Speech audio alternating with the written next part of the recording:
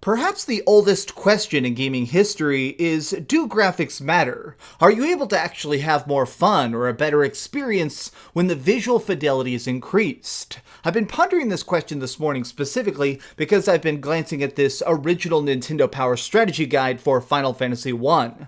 When I look at this really silly pixel art, it's hard not to imagine the crazy epic visuals that this franchise later on becomes. But does that manage to actually improve it? This is a debate that's raged for literally decades at this point, but I want to really highlight something when it comes to the next generation. What's up gamers, DreamcastGuy here, and today we're going to be digging into the PlayStation 5.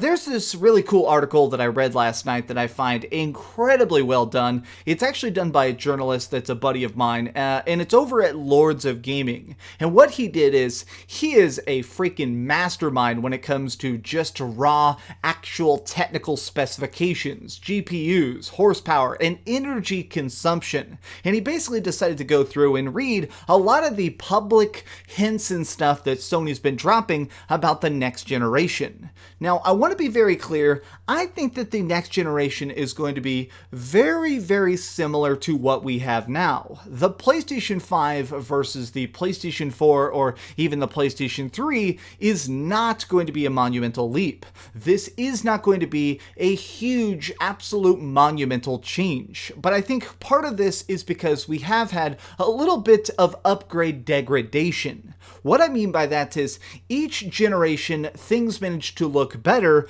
but the leaps are smaller. I mean, think about something like when you saw Doom on the Super Nintendo versus Doom on the original Xbox. That leap was crazy. But then when you compare the Doom 3, which came out on the Xbox in 2004, versus the Doom remake that came out in 2019, there is not even a comparison.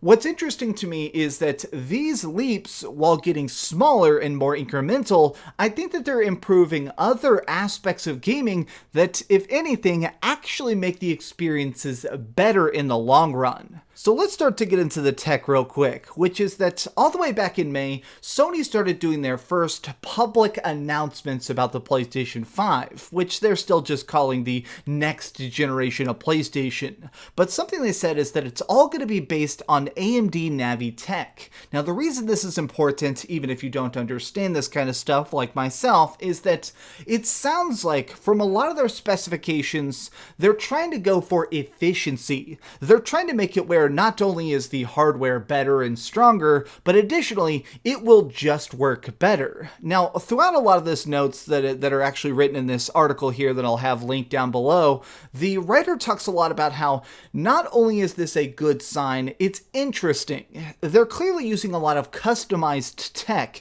and just by doing some basic extrapolation, it sounds like the PlayStation 5 will very likely be 4 times stronger than the PS4 Pro, which is a whopping 8 times stronger than the base PlayStation 4 Slim.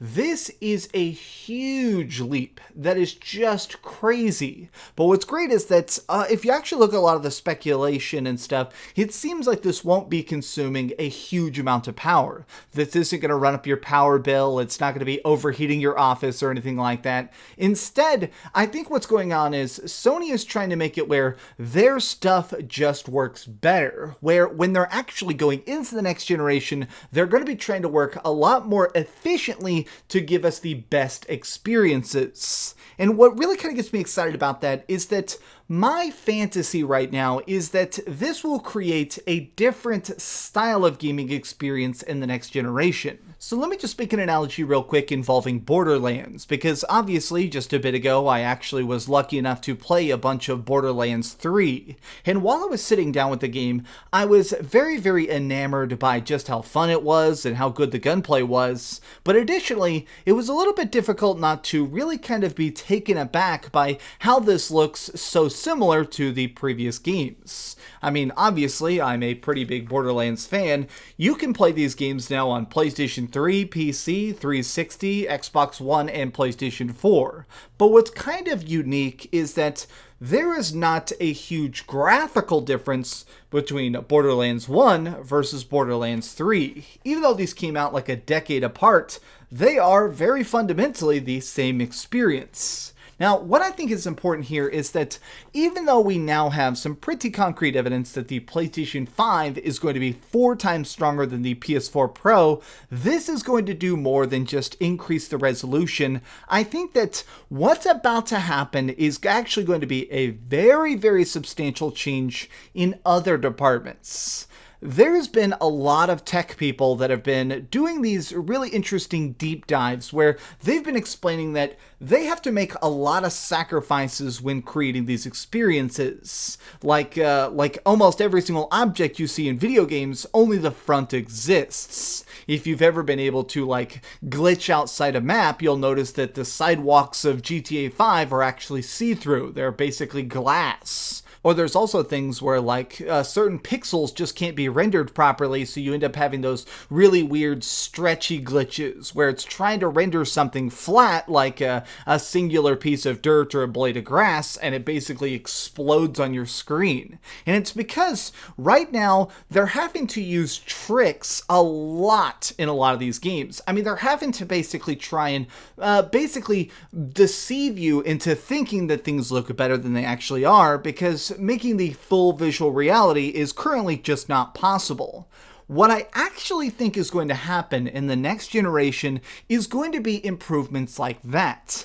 These worlds can become more alive. The upgrades we're going to be seeing are going to be actually insane, but not because they're 8,000 definition, not just because they're going to be 200 frames a second, but additionally because the games themselves now have technical horsepower that allow them to do the bigger experimental stuff that they've always wanted to try, but were actually impossible. Now, I do think that there will be some very standard upgrades as well. I do think that there will be some things, I think everything's going to be 1080p. I think a lot of games are going to have 4K capabilities if you have a 4K TV. Well, I don't. This is a 1080p monitor, but I definitely think that there's going to be some stuff that's maybe 8K. But more importantly, I think that there's going to be a lot more games that actually have, 120 frames a second. I think we're definitely going to smash the barrier of 60 frames per second on consoles.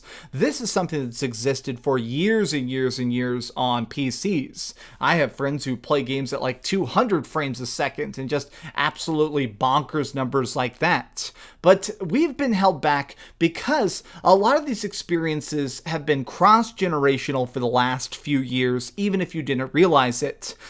Just sit back for a second and actually consider the fact that if you are trying to develop a giant open world experience, you're trying to craft it for the PlayStation, the Xbox, and also the PCs. But right now, personal computers are a monumental leap ahead. I mean, personal computer tech is so advanced now that when they're trying to make it for consoles and PC, they've had to make some pretty substantial sacrifices just to get things to actually work. It's already been basically a cross-generational development cycle. I think a lot of these tests, a lot of this advancement that's been going on the PC side that has been kind of baffling to watch as a console gamer is now going to make that leap over to the systems. It's going to be on things like the PlayStation 5.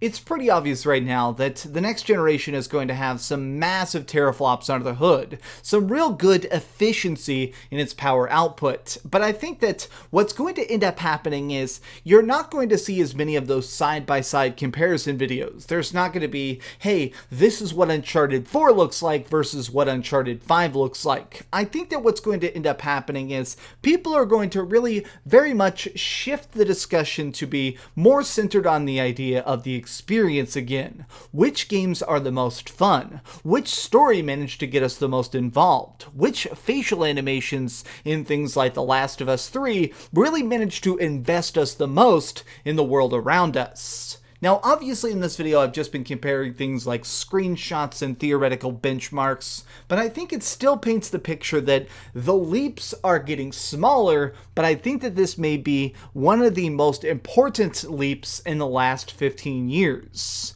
What's about to happen is very, very cool, and I'm actually interested to see what the launch games are like. Normally when it comes to stuff, especially Sony is a little bit weird where their launch games are normally not super fantastic. Like, look, I love Killzone, but Killzone Shadowfall was not something you should write home about. I'm curious to see what they do this next generation, what they actually unveil as the new piece de la resistance, the new big epic experiences to display this raw horsepower in its full epic glory. What do you think, though? Are you actually expecting the next generation to be insane, or do you think that this will be a tiny incremental upgrade? Let me know your full thoughts in the comments down below, because genuinely, I love to know what you guys think. Thanks so much for watching, gamers. If you enjoyed this video, please give it a thumbs up, share with your friends, and subscribe if you haven't already. But do me the biggest favor of all, and keep dreaming. Hey, if you guys follow me on Twitter, you'll know that I recently gave up soda. This is day 6 without soda, and I'll be honest, it was hard. I had a real bad soda addiction. I was drinking like 6 or 7 sodas every day. It was really bad for me, and you guys have really supported me and given me some great advice. So I've been drinking a bunch of tea, and I've been drinking a bunch of coffee. You guys rock, and you might have actually saved my freaking life, so I owe you everything. Much love from the bottom of my heart.